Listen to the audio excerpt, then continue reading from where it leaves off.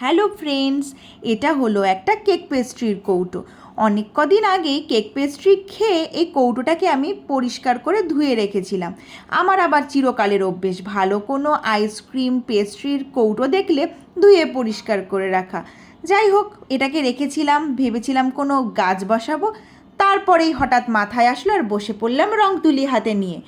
ভাবছিলাম যে কি কালার করা যায়। তো এই রেড কালারটাই এটার জন্য আমার অ্যাপ্রোপ্রিয়েট মনে হলো। অ্যাকচুয়ালি এটা আমার বানানোর কোনো প্ল্যানই ছিল না, এটা একরকম প্র্যাকটিস বলতে পারো। পরে আরও ভালো কিছু করার ইচ্ছে আছে, সেই জন্যই আমি এই কৌটোটার ওপর একটু প্র্যাকটিস করে নিচ্ছিলাম। তো কেমন হয়েছে তোমরা সেটা শুধু বলো। আমি তো আমার প্র্যাকটিস তোমাদের সাথে শেয়ার করলাম। তোমরাও কি এরকম নতুন নতুন জিনিস বানাতে পছন্দ করো? আমার তো খুব ভালো লাগে। আর এই দেখো, কৌটোটাকে রেড কালার দিয়ে সাজিয়ে আবার একটু আঁকিবুকিও করেছি আর একটা গাছও বসিয়ে দিয়েছি।